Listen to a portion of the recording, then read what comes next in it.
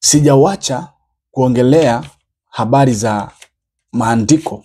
Bado niko kwenye sura ile ya kwanza ya kwanza aya ya 26, 27 na 28 kwenye kitabu cha Mwanzo kwenye Biblia. Hapo ndipo bado niko. Kwa hiyo ninapoongelea mambo haya, nataka kuongelea uweza kufunulia mwanadamu, kumpatia mtu yoyote yule anayehitaji kupata ufahamu na elimu ya uweza na nguvu ambayo imekaa ndani ya mwanadamu. Mwanadamu ni kiumbe chenye uweza mkubwa sana. Mwanadamu, kila mwanadamu unapomwona pale, there is a certain mystery ambayo iko ndani yake. Kila binadamu amebeba fumbo la aina fulani ndani yake. Sasa fumbo hizi ndizo zinakuja kwa pamoja kuikamilisha hekima na ufahamu wa Mungu. Yani ile example like a house of God. Ni kila mmoja ako na fumbo lake. Amebeba jiwe la kushikilia sehemu fulani. Yesu alisema mimi ni jiwe la pembeni. Yeye ni jiwe la pembeni. Yani uanzilishi wa msingi wa nyumba ya Mungu. Kwa hivyo juu yake inajengwa mawe mengi ambayo sasa ni sisi. Yani zile fahamu, zile hekima za Mungu ambazo ziko ndani ya mwanadamu.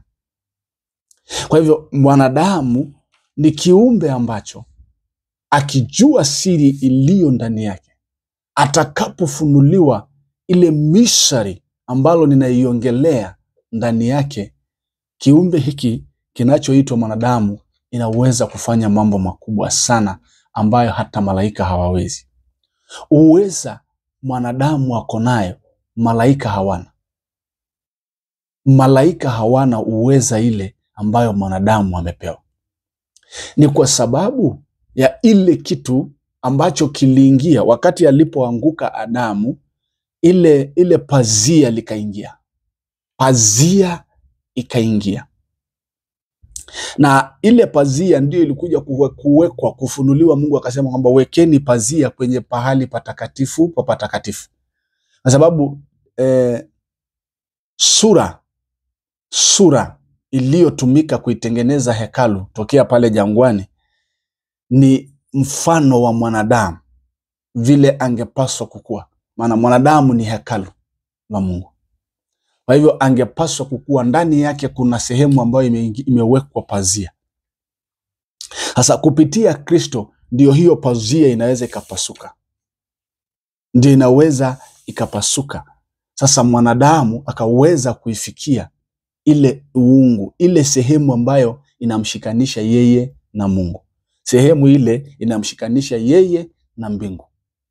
Sehemu ile ambayo malaika wanapaswa kuiabudu ndani ya mwanadamu. Sehemu ile ambayo majini, mapepo inapaswa kuiogopa ndani ya mwanadamu. Sehemu ile ambayo hawawezi kuifikia.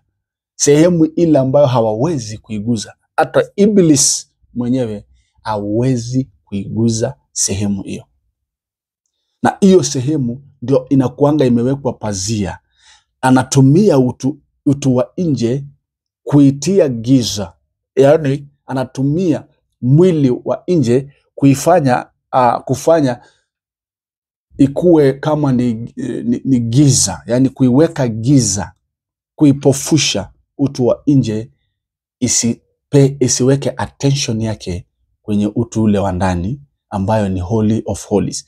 Sehemu hiyo ambayo imebeba tunu, imebeba uweza na nguvu za kiungu. Ukamilifu wa hekima na nguvu za Mungu ziko sehemu hiyo.